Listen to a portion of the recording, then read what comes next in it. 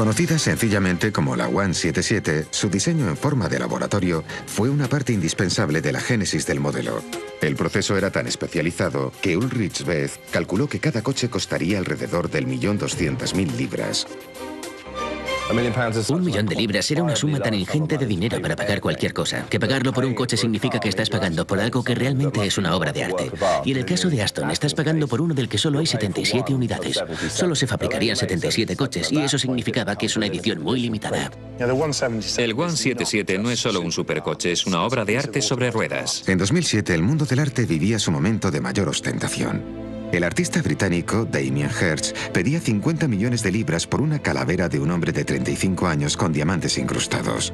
Paralelamente, las bolsas de todo el mundo alcanzaban cifras récord. Fueron los 2000 dorados. Todo parecía perfecto, todo el mundo tenía el trabajo que quería. Dubái construyó la torre más alta del mundo. El dinero fluía alegremente y todos nos sentíamos optimistas. Mientras los edificios batían récords de altura por todo el planeta, Aston Martin buscaba mejorar la calidad de su diseño con la construcción de un estudio de diseño ultramoderno. Detrás de estas paredes de 4 metros de altura y 1,5 metros de grosor, se diseñan los modelos de los Aston Martin protegidos del peligro del espionaje industrial. La primera instalación de la empresa, de 2.700 metros cuadrados, aplica una estricta normativa de seguridad. Y National Geographic ha sido la primera televisión en haber tenido acceso a su santuario secreto. El jefe de diseño, Marek Reichman, nos guía por las instalaciones. Este es el estudio de diseño de Aston Martin. Es un lugar muy vigilado y en él se desarrollan todas las ideas de nuestros coches. Jamás hemos dejado entrar a ningún equipo de grabación, pero vamos adentro. Cuando diseñamos es muy importante disponer de un techo alto y de luz natural. Por eso tenemos estos ventanales de 6 metros y todas estas lámparas por aquí arriba. Así podemos investigar y analizar perfectamente la superficie de la arcilla con la que trabajamos. La luz es fundamental para desarrollar las maquetas. La luz natural permite a los diseñadores ver cómo se proyectan las líneas del cuerpo en 3 dimensiones.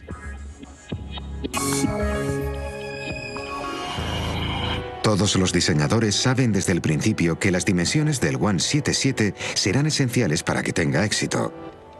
Y por encima de todo, los diseñadores intentarán captar en su diseño un aspecto fundamental de las dimensiones.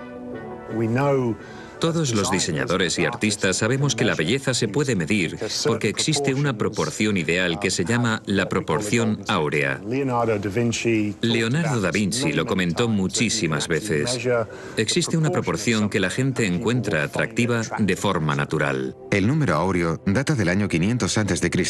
y corresponde a una compleja relación matemática entre el valor 1 respecto al 1,618. En términos más sencillos, se puede definir como la relación entre una parte de algo más de 1/3 con respecto a otra de algo menos de 2/3. Se cree que esta proporción tiene una belleza natural, una belleza innata para nuestra mente. Si se da la proporción exacta, todo el que lo vea dirá, oh, me gusta, y no sabrá por qué. Todos los diseñadores tenemos esa medida siempre en mente. Desde el comienzo, el equipo de diseñadores del 177 utilizó esta fórmula para trabajar. En cuanto diseñas el suelo, ya sabes qué altura va a tener el coche, cuánto van a sobresalir el morro y la trasera, la relación entre las ventanas y el cuerpo, 2/3 a 1/3 de nuevo. En cada una de las partes se observa la misma relación. Hay muchas variaciones de la proporción áurea, como la espiral logarítmica. Esta se consigue dibujando una línea curva desde un cuadrado grande hacia uno pequeño, uniéndolos por extremos opuestos. Se dice que todas estas variaciones tienen proporciones áureas o divinas. Un nombre bastante adecuado si tenemos en cuenta que estas proporciones se encuentran en una sorprendente variedad de cosas que nos rodean. Desde la forma de la concha de caracol, las dimensiones del cuerpo humano y el diseño de los edificios antiguos como el Partenón, hasta las formas curvas dibujadas por las galaxias. Esta proporción ha cautivado la imaginación de matemáticos y artistas durante siglos. Partiendo de la proporción áurea en los esbozos, los diseñadores vuelcan estos conceptos bidimensionales en objetos en 3 dimensiones, en colaboración inmediata con los modeladores de arcilla del estudio. Es muy importante que sigamos utilizando las manos en Aston Martin para desarrollar nuestros diseños. Un buen modelador de arcilla puede crear superficies y formas con gran rapidez a partir de nuestros esbozos, porque el diseñador tiene la imagen bidimensional en su cabeza, pero a menudo le resulta complicado darle forma real. Necesita la ayuda de un escultor, alguien que entienda, esta es la forma adecuada, así es como cambia la luz sobre la superficie. Una maqueta sencilla pero ingeniosa ayuda a comparar y contrastar las formas que se pretenden buscar. El objeto de utilizar maquetas de arcilla es conseguir más ideas. Normalmente dividimos las maquetas de arcilla por la mitad y hacemos un diseño a un lado y otro distinto al otro.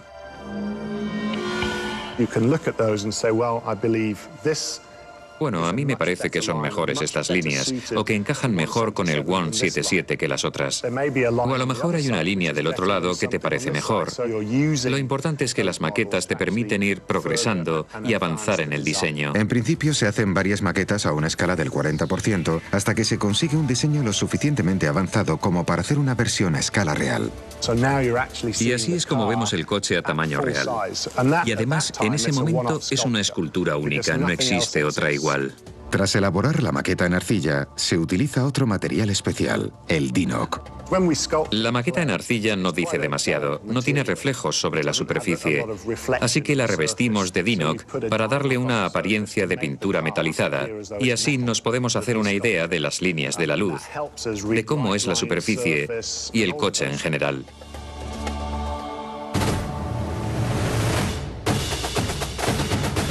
Pero mientras por un lado se avanzaba en la apariencia exterior, por otro se trabajaba en el desarrollo del motor. Al igual que los diseñadores, los ingenieros también partieron de unos principios básicos. Chris Porritt, uno de los pilotos de carreras más brillantes de Aston Martin e ingeniero jefe del 177, sabía perfectamente que el comportamiento del motor era clave para que el coche tuviera éxito. El motor, el corazón del 177, debía ser extremadamente potente. Desde el primer momento los ingenieros decidieron utilizar un motor de aspiración. Desde los orígenes de la casa Aston Martin utilizamos motores de aspiración, es decir, se utiliza aire normal en el motor y no aire comprimido, y el sistema de escape nos lleva un turbocompresor para aumentar la potencia. La potencia que añaden los turbocompresores u otros sobrealimentadores solo se desarrolla a partir de cierta velocidad. A diferencia de ellos, los motores de aspiración pueden desarrollar toda su potencia a cualquier velocidad. Así que el objetivo de los ingenieros era sencillo: fabricar el motor de aspiración natural más potente del mundo. Como punto de partida, Chris Porritt se centró en el motor más potente que había fabricado la casa hasta el momento. El diseño se basa en líneas generales en el motor de 12 cilindros del Vantage o en el del DBS. De ellos se utiliza el bloque, pero las modificaciones introducidas lo convierten en un motor muy diferente. En realidad se trata de un motor totalmente nuevo diseñado específicamente para el 177. Este motor tiene una característica principal que permite que responda a cualquier velocidad. La potencia es el principal valor de cualquier motor, pero realmente es el par motor lo que define el rendimiento del coche. Nosotros siempre hemos fabricado coches con un par motor elevado. Los grandes motores de 12 cilindros dibujan una curva de par bastante horizontal, lo que significa que el coche puede desarrollar gran potencia a cualquier velocidad. Pueden acelerar rápidamente de 50 km por hora a más de 300. El par motor, fuerza instantánea que puede desarrollar un motor. Fundamentalmente el par motor produce aceleración, mientras los caballos de potencia sirven para alcanzar la velocidad punta. La clave del 177 es que iba a contar con ambos, un elevado par motor combinado con una elevada potencia. La siguiente etapa consistía en fabricar el motor utilizando las líneas generales que se habían planteado.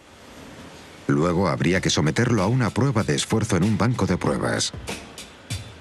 Ian Miners, director de desarrollo del producto, nos explica el proceso.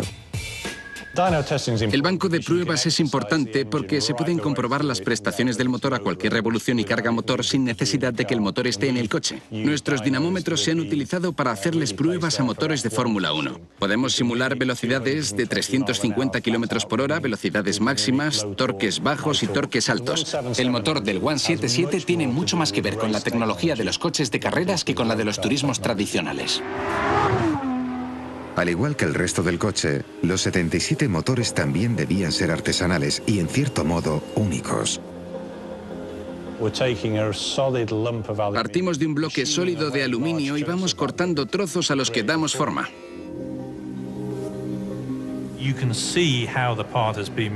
Es fácil comprobar qué trozos han pasado por la máquina y cómo ha ido trabajando la cuchilla el bloque de aluminio. Mientras se trabajaba en el motor, en el estudio de diseño se iba dando forma definitiva al coche.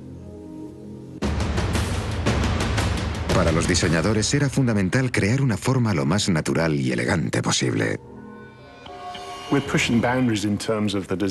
Estamos rompiendo moldes en términos de diseño porque hemos limitado el número de lo que en esta industria conocemos como líneas maestras del coche. Cuando se contempla el 177, no se ve la línea del parachoques. Todo el frente del coche está integrado en un bloque. Mi línea favorita es la que sale del faro y va recorriendo todo el lateral del coche hasta que da la vuelta por detrás y se une con el otro lado. Es tan solo una línea que resulta sencilla y compleja al mismo tiempo. Y ese ha sido para mí el verdadero logro, porque es bastante difícil conseguir algo así. Una vez perfeccionada la forma de la carrocería y ante la creciente expectación de un público ansioso por obtener información, los diseñadores solo podían mostrarles una réplica de resina plástica a tamaño real del exterior del coche. ¿Pero podía una réplica de plástico de 1 millón de libras satisfacer las expectativas? En septiembre de 2008, Aston Martin decide incorporar a su modelo el toque clásico de la alta costura británica. Si uno se para a pensar dónde se realizan los mejores trabajos con tela, enseguida piensa en Savile Row, y la idea encajaba tan bien con la marca que le hicimos al coche un traje de Savile Row. Mientras los astres fabricaban el traje del coche, varios acontecimientos internacionales auguraban el estallido espectacular de la burbuja económica. El colapso de la banca Lehman Brothers se deja sentir en todo el mundo. Tras la caída de la banca Lehman Brothers, se intensifica la incertidumbre. En septiembre de 2008, cuando cayó Lehman Brothers, todos pensamos qué iba a pasar con la economía. No lo sabíamos, nadie lo sabía. Los políticos tampoco lo sabían. Pero el director de Aston Martin, Ulrich Beth, continuaba centrado en el estreno del 177 y había elegido el Salón del Motor de París de 2008. El objetivo era buscar clientes, pero la prensa iba a estar atenta y los críticos se preguntaban si lanzar un supercoche en aquel momento no era un riesgo demasiado alto. En realidad estamos hablando de un coche 5 veces más caro de lo habitual en la casa. Para fabricar un coche de 1.200.000 libras hay que tener agallas. Pero los aficionados de Aston Martin hacían otra lectura más profunda de la situación. Es para unos pocos, para gente rica que busca algo muy especial, algo que los diferencie de los demás. Es una demostración de exclusividad y de prestaciones. Es un coche totalmente vanguardista. El artífice del invento, Ulrich Beth, tampoco se cuestionó el coche. Ulrich confiaba en que el 177 iba a impresionar.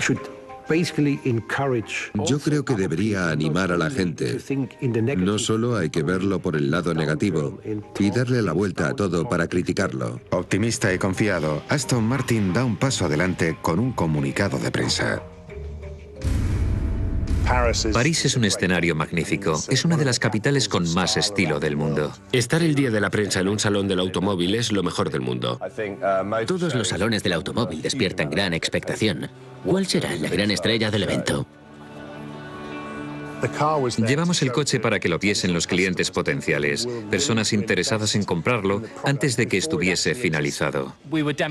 Queríamos demostrar que era un coche muy especial, muy exclusivo, pero dentro de la línea de los Aston Martin. El Aston Martin más avanzado que había fabricado la casa. Yo creo que cuando sacaron el 177 se sentían muy seguros de su éxito. Pero su demostración de confianza enfureció a la prensa. La funda de tela de Savile Row en el Salón de París fue un auténtico engaño. Fue la jugada típica de los fabricantes de coches de darte solo un poco de información para abrirte el apetito. El Salón de París era interesante, porque Aston iba a revelar el 177. Pero cuando llegamos al stand de la marca, había una tela cubriendo el coche, o prácticamente todo el coche, porque solo se veía parcialmente la vista 3/4 delantera. El mayor problema que tuvieron en la feria fue que la gente intentaba levantar la tela. A pesar de los problemas económicos, todo el mundo estaba entusiasmado con que Aston Martin hiciese un coche así. Estaban asombrados. Vaya, no me había enterado. Aston Martin nunca ha hecho nada así. Estamos deseando verlo. Y el atractivo de aquel Salón de París era también aquella forma sugerente. Recuerdo que hablé con Marek y que le pregunté, ¿la altura libre al suelo es la real? Y me contestó, sí, claro. En cuanto la prensa acogió el prototipo, y a pesar de la crisis económica, el 177 empezó a despertar interés. En aquel momento ya teníamos pedidos. La gente empezó a dejar una señal. Y cuidado, que no hablamos de 5 de los grandes. La señal del 177 era de 200.000 libras. Tanto yo como Ulrich Beth sentimos que la gente creía en el coche, y eso era muy importante. Con los primeros encargos llegan además algunas peticiones especiales. Todos nuestros primeros clientes eligieron el número concreto que querían llevar en el chasis. Los números que primero se eligieron fueron el 7, el 77, el 1, el 21. Pero después cada cliente fue eligiendo conforme a razones más personales. Mucha gente elige un número que coincida con su cumpleaños. En algunas partes del mundo los números también tienen distinta asociación que aquí. El número 8 es muy importante en China, por ejemplo. Conseguimos satisfacer a casi todos y mucha gente se llevó un coche con un número muy especial. Con varios encargos en la lista de pedidos, comenzó la fabricación del 177 en la micro-megafactoría encargada por Ulrich Beth. Todas las piezas del 177 se ensamblan aquí. Es como una versión mini de la fábrica principal. En la fábrica principal hay una cadena de producción continua. Aquí cada coche se fabrica en una sala separada, in situ. El coche no se mueve. Desde el comienzo, el 177 era distinto de los otros Aston Martin. Aunque todas las carrocerías eran de aluminio ligero, el 177, también llamado el monocasco, todavía pesaba menos. Aquí comienza el proceso. La primera pieza es el monocasco de fibra de carbono que se instala manualmente siguiendo la tecnología de los Fórmula 1. Con la tecnología de la competición como fuente de inspiración, se procede a montar el chasis. En total, 6 semanas de trabajo. Esta tecnología es lo máximo en ingeniería de materiales ligeros. La trama de fibra de carbono proporciona una gran fuerza al tiempo que es ultraligera. Una vez hecho el chasis, se colocan encima los paneles de la carrocería. Para apreciar lo increíble y exclusivo que es el 177, merece la pena comparar la siguiente fase del proceso de ensamblaje con el mismo proceso de fabricación de los deportivos de alto rendimiento de Aston Martin, como el Bantil, el Viral y la gama DB. En la planta principal y debido al número de coches que se fabrican, el énfasis se pone en la velocidad y la precisión. En esta sala de montaje de la carrocería, los paneles previamente prensados llevan un pegamento muy especial. Este adhesivo procede de la ingeniería aeronáutica y es más ligero y resistente que las soldaduras tradicionales. Para mantener la capacidad productiva se utiliza un robot que ha acabado recibiendo el apelativo cariñoso de James Bonder. El robot aplica rápidamente la cantidad exacta de pegamento que se necesita. Luego, una vez que están listos los paneles, se retiran a una guía que rodea el chasis. Todos los paneles se colocan de forma simultánea, como nos explica Nick Lines. Lo que estamos viendo ahora es que los laterales se cierran, como la Venus atrapamoscas, y posteriormente el techo desciende sobre el vehículo. De esta forma, gracias a la presión y al calor, todas las partes quedan perfectamente integradas en el vehículo. Este ingenioso método está hecho con absoluta precisión. Pero el proceso de fabricación del 177 es muy distinto. Aston Martin siempre quiso que el 177 fuese lo más artesanal posible y para ello hizo repaso de su historia. El 177 representa todo lo bueno de la herencia de Aston Martin porque combina la artesanía tradicional con la tecnología más avanzada. En el 177 encontramos parte de esa tradición en los paneles de aluminio que están acabados a mano. Cada plancha de aluminio está tratada por varios trabajadores que la sueldan, la pulen y acaban creando esta obra de arte. Esta forma. Esta escultura que define la silueta del vehículo. Toda la sección trasera está hecha de una pieza continua de aluminio. Al comienzo se parte de planchas más pequeñas que se moldean a mano y con rodillo. Posteriormente hay que unir las piezas mediante la soldadura manual. El pulido final es la parte que permite lijar toda la soldadura hasta que queda invisible. Todas las piezas del coche pasan por estos procesos manuales. Es una forma de artesanía muy sofisticada. Imagine la capacidad que hay que tener para coger una plancha lisa de aluminio y crear estas bellas formas. Cuando ves el coche te preguntas, ¿cómo es posible esculpir algo así con metal? El método se remonta al origen de todas las carrocerías Aston Martin. La combinación de la artesanía tradicional con un chasis de fibra de carbono ultramoderno y apto para la competición es la filosofía que subyace bajo el 177. Esta mezcla de lo nuevo y de las tecnologías más vanguardistas con la buena ingeniería tradicional es lo que aporta al coche su carácter innovador.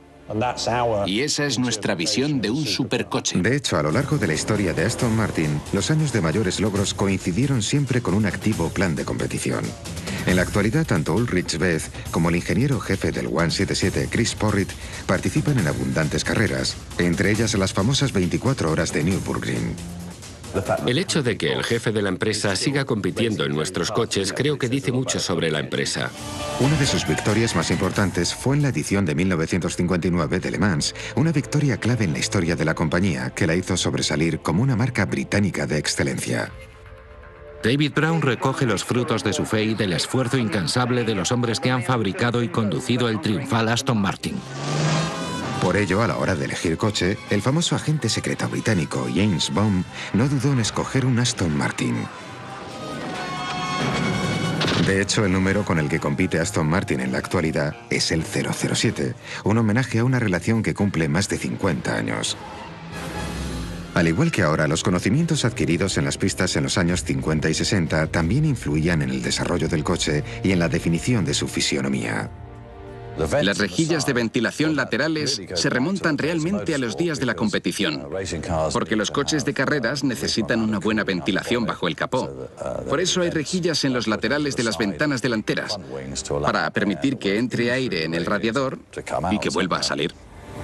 Pero los vehículos de serie nunca fueron verdaderos coches de carreras. Se les llamó grandes turismos o GT, como se conocían en el medio, y eran deportivos para conducir en carretera. Un coche de carreras tiene un objetivo y es ganar una carrera. Pero los turismos tienen distintas funciones. Hay similitudes en el comportamiento, pero también muchas diferencias, ya que el Gran Turismo tiene que ser cómodo y amplio, y por lo tanto un coche con el que disfrutar. El 177 debía formar parte de esta historia de éxitos. Como administradores de la empresa, debemos apoyarnos en nuestra herencia y marcar una nueva dirección hacia el futuro. Es la máxima expresión de lo que ha representado Aston Martin en los últimos 94 años. Pero para poder combinar todos esos conocimientos hace falta una rigurosa normativa. Dado que todos los paneles son artesanales, cada coche es único. Y con esto en mente, es imperativo que ninguna pieza se desplace más de 1 milímetro de su posición. En esta sala se mide el 177 en más de 600 puntos para comprobar que, aun siendo el coche una pieza exclusiva de artesanía, cumpla con todos los márgenes de tolerancia. Mientras, en el estudio de diseño, el interior comienza a tomar forma. Normalmente se fabrica primero el exterior, en el que luego se inspira el interior. Pero en el interior es donde te vas a pasar toda la vida cuando subes al coche. Hay siempre un exterior y un interior, pero los dos configuran un todo y no se le puede dar más importancia a una parte que a otra. Al igual que la carrocería, el interior también se hace primero en arcilla. Pero son muchas las consideraciones que hay que tener en cuenta. Me encanta contemplar a los grandes diseñadores de interiores creando un interior. Verlos es algo muy especial. Son personas que tienen en mente cantidad de detalles complicados. La ergonomía, el tacto, el roce, las distancias, la suavidad de la piel, los olores, el contacto, la información que llega al conductor, muchísimos aspectos. Es un área del diseño muy compleja. La elección de un buen diseño es esencial. Aunar aerodinámica y fuerza, la clave. El salpicadero es ancho y elegante y la consola central muy acentuada, pero sigue manteniendo una línea muy delicada y muy larga. Una vez elegida la línea, el siguiente paso es pensar en la textura de las superficies. Al abrir la puerta, al entrar en el coche, uno ve inmediatamente en el 177 parte de la estructura de fibra de carbono. Por eso la trama tiene que ser perfecta. En todos los puntos de unión de la fibra de carbono hay muchas horas de trabajo para que no se perciba imperfección de ningún tipo. Antes de que ninguna pieza, por pequeña que sea, entre a las instalaciones del 177, hay que revisar cada detalle. Esta orden en concreto procede de lo más alto. Yo exijo que todos los detalles, que la tuerca o el tornillo más pequeños, estén perfectos. Creo que hay más de 120 elementos añadidos al chasis de fibra de carbono. Todos se ajustan a un tamaño determinado y van atornillados para reducir su peso. Estas piezas son fantásticas porque permanecen ocultas en cuanto se monta la carrocería. En todo coche hay superficies que se ven y superficies ocultas. A estas superficies se les llama respectivamente A o B. Normalmente las superficies ocultas, las superficies B, tienen un peor acabado y se fabrican con materiales peores. Pero no en este coche.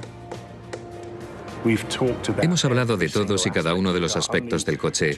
Hace solo 2 días nos pidieron que recolocáramos el sistema de escape y otro le contestó, sí, está debajo del coche. Pero yo dije, un momento, pensé que como equipo estábamos de acuerdo en que este coche no tenía zonas de menor categoría.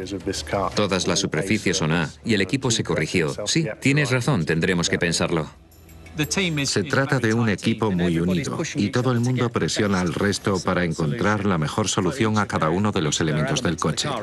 Así que siempre hay presión, flexibilidad, tensión, pero en último término, trabajando así en equipo, es como se consiguen los mejores productos. Tras ponerse de acuerdo, el equipo se comprometió a que todas las superficies fuesen de tipo A.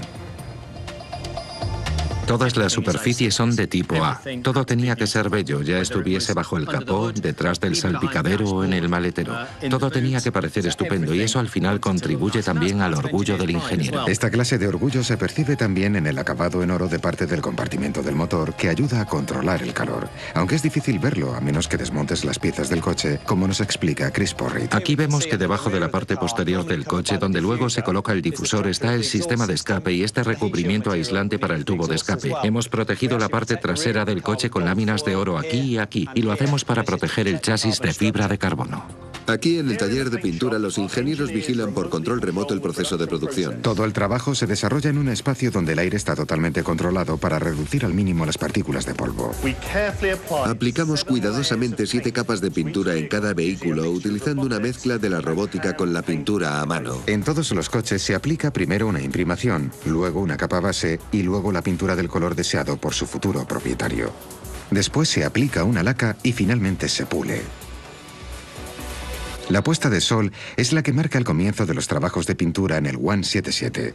El 177 se pinta totalmente a mano. Es preferible que haya el menor número de gente posible alrededor del coche, y es otro detalle que contribuye a la identidad artística del coche. El pintor coge el color elegido por el cliente, que se filtra 3 veces antes de verterlo definitivamente a los envases que utilizará para pintar. El último preparativo de la carrocería consiste en eliminar la electricidad estática. Para ello el pintor dispara partículas cargadas de electricidad sobre la superficie, con lo que neutraliza la carrocería. Esta fase es importante porque permite que la carrocería atraiga hacia sí las moléculas de pintura cargadas positivamente como si fuese un imán. Ahora los artistas de la automoción ya pueden comenzar su obra maestra.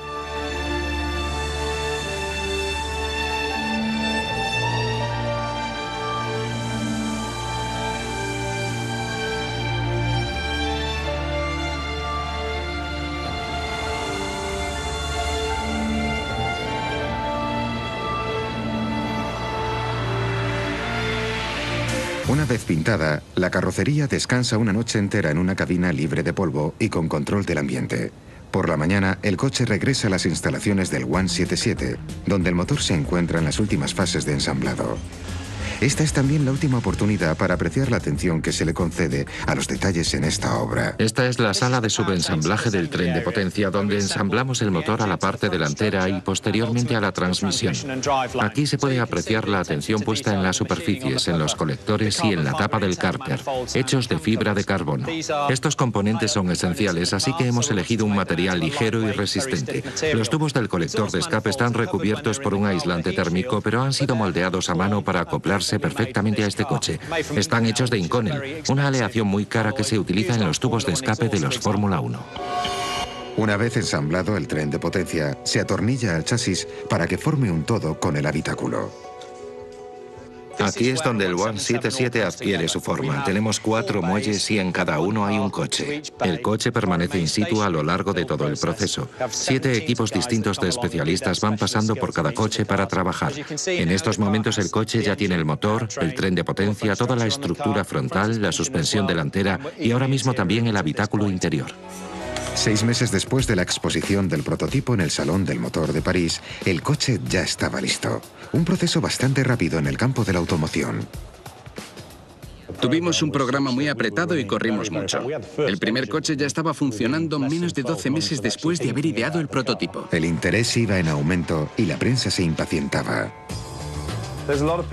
Hay mucha gente en la industria que quiere desarrollar grandes proyectos. Para vender un deportivo de 1 millón de libras, el coche tiene que impresionar. El diseño tiene que ser fantástico, la potencia máxima. Cada costura debe ir trabajada al detalle. El Salón del Motor de París había exasperado a algunas personas.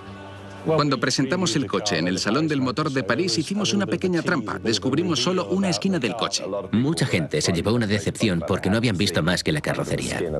En mi opinión, quizá abusaron un poco de la confianza.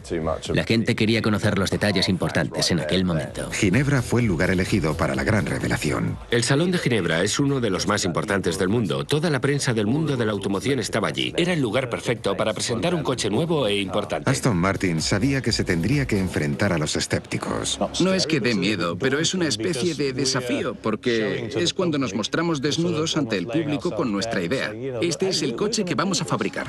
Los fabricantes de coches son conocidos por presentar prototipos falsos que nunca llegan a fabricarse. Y mucha gente empezaba a decir, a lo mejor el 177 no se fabrica. Y el mercado empezaba a complicarse. Las dificultades del mercado iban en aumento y se empezaron a sentir en la fábrica del 177. Fueron tiempos difíciles debido al clima económico y a cómo iban las cosas en la economía. Pero todos estábamos entusiasmados. Y creíamos primero que estábamos haciendo lo correcto. Y segundo, que podíamos lograrlo. Y nos mantuvimos firmes en esa idea. Si dudas, si no te mantienes firme en tus creencias, es cuando empiezan a aparecer las grietas. Y la quiebra de los mercados en Gran Bretaña estaba teniendo desoladoras consecuencias entre los fabricantes de coches. Ningún fabricante de coches ni ninguna otra empresa vio la crisis que se avecinaba. Más de 2.000 trabajadores a la calle, 6.000 personas han sido despedidas. Los fabricantes de coches tienen el problema de que enseguida se resienten de la crisis de la demanda. Imagine que de repente tiene cientos de miles de coches aparcados delante de sus instalaciones y que no puede venderlos. Fue un mal momento, particularmente para los fabricantes de coches de lujo. Pero a pesar de los malos pronósticos, el 177 parecía pertenecer a un mundo diferente. En vez de echarse atrás, Aston Martin decidió plantar cara al mundo. Ginebra fue un importante momento de inflexión en la apuesta de Aston Martin. El prototipo se hizo realidad. En Ginebra decidimos mostrar el chasis desnudo y la carrocería, pero totalmente separados. Así que exhibimos un chasis con el motor, el tren de potencia y la estructura de fibra de carbono, y luego el cuerpo por separado. Y aquella fue la primera vez que la gente vio lo que realmente importaba del coche. La respuesta de los periodistas británicos fue sorprendentemente positiva. Un coche fantástico. Sin duda trasciende todos los cánones de belleza. Técnicamente, Ver el 177 en fotos es sorprendente, pero hacerlo en la vida real es algo fuera de lo normal. Parecía que la respuesta de la prensa confirmaba la determinación y el compromiso de Ulrich Beth. Pero al final, la prueba del éxito no era más que una. Lo que necesitaban era 77 personas que dijesen, necesito uno de estos coches en mi vida. Y eso antes de haber puesto a prueba ninguno. Así que volvimos a las instalaciones del 177 para comprobar su funcionamiento. Una vez terminado el coche, lo traemos aquí. Como podéis ver, este coche es un poco extraño porque está cubierto de cinta. Eso es porque todos se prueban en carretera y la cinta protege la pintura. Todos los Aston Martin se prueban en carretera por si tienen algún defecto.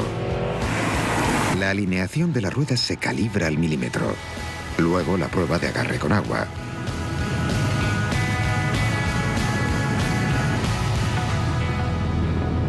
Todos los Aston Martin pasan una inspección final o auditoría, como se le conoce. Esta es la auditoría final y consiste en 3 pasos. El primero, observar los detalles más pequeños para asegurarse de que el comprador se lleva un coche impecable. Una vez pasada la revisión, se necesitan otros 2 importantes sellos de aprobación. Primero, uno personal del inspector en forma de una placa que se coloca sobre el motor. No sé cuántos coches serán, pero hay bastantes Aston Martin que llevan mi nombre, sí. Y finalmente las alas de la marca, el sello final. Pero con el 177 todavía queda un paso más. Tenemos una sala de presentación y el plan consiste en que el cliente venga y se siente, mientras el coche está oculto por unas puertas. Tenemos un sofisticado sistema de iluminación y cuando las puertas se abren, este gran esfuerzo de equipo termina con la presentación del modelo.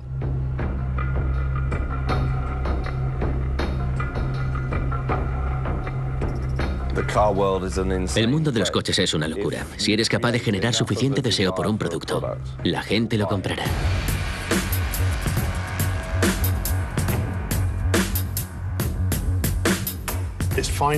Es al final cuando la gente consigue sentir el coche y ver el nivel de los detalles. Todos los elementos del coche son de diseño. Ahí está el coche que concebimos. Para mí, es el momento en el que me siento más orgulloso. El día que entregamos el primer coche, vinimos aquí y tenía un nudo en la garganta. Sinceramente. Es la primera vez que hemos hecho un producto de esta naturaleza, así que hemos aprendido, hemos aumentado nuestros conocimientos técnicos, hemos aprendido de su apariencia. El 177 tiene mucho que ver con el futuro. Si el coche se convierte en un clásico, lo veremos dentro de 10, 20, 50 o 100 años. Por el momento yo veo su belleza, veo su potencia, veo su alma, su artesanía, veo una obra de arte. Se han vendido ya la mayoría. Considerando el coste es un enorme logro. No solo lo han conseguido, sino que han cumplido con todas las especificaciones que habían prometido, y eso es un dato muy significativo. En el primer año desde que salió al mercado, se vendieron más de 60 coches. Y una vez que se venda el último, las instalaciones del 177 se desmantelarán. A solo 70 kilómetros, en Aston Clinton, el 177 avanza por la misma carretera donde Lionel Martin triunfó hace casi una década. Un recuerdo de que el tiempo es al final quien los modelos de los Aston Martin protegidos del peligro del espionaje industrial. La primera instalación de la empresa, de 2.700 metros cuadrados, aplica una estricta normativa de seguridad. Y National Geographic ha sido la primera televisión en haber tenido acceso a su santuario secreto. El jefe de diseño, Marek Reichman, nos guía por las instalaciones. Este es el estudio de diseño de Aston Martin. Es un lugar muy vigilado y en él se desarrollan todas las ideas de nuestros coches. Jamás hemos dejado entrar a ningún equipo de grabación, pero vamos adentro. Cuando diseñamos es muy importante disponer de un techo alto y de luz natural. Por eso tenemos estos ventanales de 6 metros y todas estas lámparas por aquí arriba. Así podemos investigar y analizar perfectamente la superficie de la arcilla con la que trabajamos. La luz es fundamental para desarrollar las maquetas. La luz natural permite a los diseñadores ver cómo se proyectan las líneas del cuerpo en 3 dimensiones. Todos los diseñadores saben desde el principio que las dimensiones del 177 serán esenciales para que tenga éxito. Y por encima de todo, los diseñadores intentarán captar en su diseño un aspecto fundamental de las dimensiones. Todos los diseñadores y artistas sabemos que la belleza se puede medir porque existe una proporción ideal que se llama la proporción áurea. Leonardo da Vinci lo comentó muchísimas veces. Existe una proporción que la gente encuentra atractiva de forma natural. El número áureo data del año 500 a.C. y corresponde a una compleja relación matemática entre el valor 1 respecto al 1,618. En términos más sencillos, se puede definir como la relación entre una parte de algo más de 1/3 con respecto a otra de algo menos de 2/3. Se cree que esta proporción tiene una belleza natural, una belleza innata para nuestra mente. Si se da la proporción exacta, todo el que lo vea dirá, oh, me gusta, y no sabrá por qué. Todos los diseñadores tenemos esa medida siempre en mente. Desde el comienzo, el equipo de diseñadores del 177 utilizó esta fórmula para trabajar. En cuanto diseñas el suelo, ya sabes qué altura va a tener el coche, cuánto van a sobresalir el morro y la trasera, la relación entre las ventanas y el cuerpo, 2/3 a 1/3 de nuevo. En cada una de las partes se observa la misma relación. Hay muchas variaciones de la proporción áurea, como la espiral logarítmica. Esta se consigue dibujando una línea curva desde un cuadrado grande hacia uno pequeño, uniéndolos por extremos opuestos. Se dice que todas estas variaciones tienen proporciones áureas o divinas. Un nombre bastante adecuado si tenemos en cuenta que estas proporciones se encuentran en una sorprendente variedad de cosas que nos rodean. Desde la forma de la concha de caracol, las dimensiones del cuerpo humano y el diseño de los edificios antiguos como el Partenón, hasta las formas curvas dibujadas por las galaxias. Esta proporción ha cautivado la imaginación de matemáticos y artistas durante siglos. Partiendo de la proporción áurea en los esbozos, los diseñadores vuelcan estos conceptos bidimensionales en objetos en 3 dimensiones, en colaboración inmediata con los modeladores de arcilla del estudio. Es muy importante que sigamos utilizando las manos en Aston Martin para desarrollar nuestros diseños.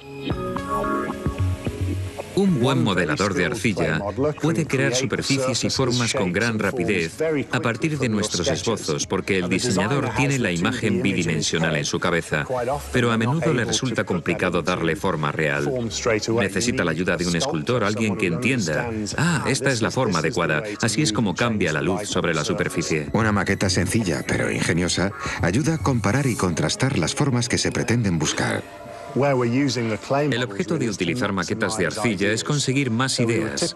Normalmente dividimos las maquetas de arcilla por la mitad y hacemos un diseño a un lado y otro distinto al otro.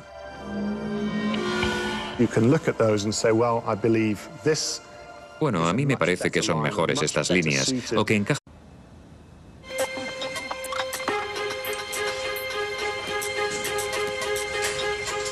Conocida sencillamente como la 177, su diseño en forma de laboratorio fue una parte indispensable de la génesis del modelo. El proceso era tan especializado que Ulrich Beth calculó que cada coche costaría alrededor del 1.200.000 libras. $1 millón de libras era una suma tan ingente de dinero para pagar cualquier cosa, que pagarlo por un coche significa que estás pagando por algo que realmente es una obra de arte. Y en el caso de Aston, estás pagando por uno del que solo hay 77 unidades. Solo se fabricarían 77 coches, y eso significaba que es una edición muy limitada. El 177 no es solo un supercoche, es una obra de arte sobre ruedas. En 2007, el mundo del arte vivía su momento de mayor ostentación. El artista británico Damien Hirst pedía 50 millones de libras por una calavera de un hombre de 35 años con diamantes incrustados. Paralelamente, las bolsas de todo el mundo alcanzaban cifras récord.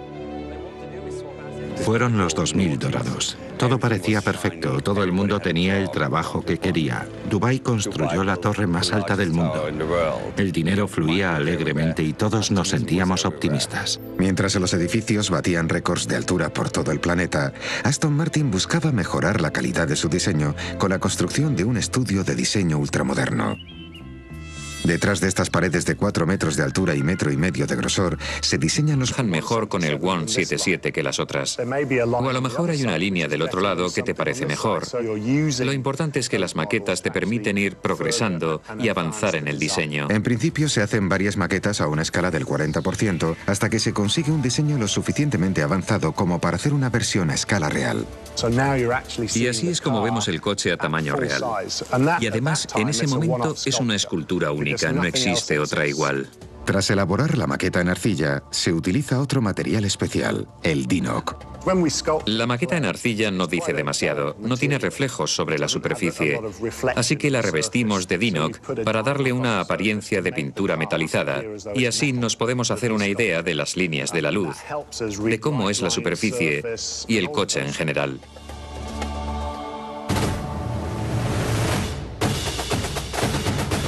Pero mientras por un lado se avanzaba en la apariencia exterior, por otro se trabajaba en el desarrollo del motor. Al igual que los diseñadores, los ingenieros también partieron de unos principios básicos. Chris Porritt, uno de los pilotos de carreras más brillantes de Aston Martin e ingeniero jefe del 177, sabía perfectamente que el comportamiento del motor era clave para que el coche tuviera éxito. El motor, el corazón del 177, debía ser extremadamente potente. Desde el primer momento los ingenieros decidieron utilizar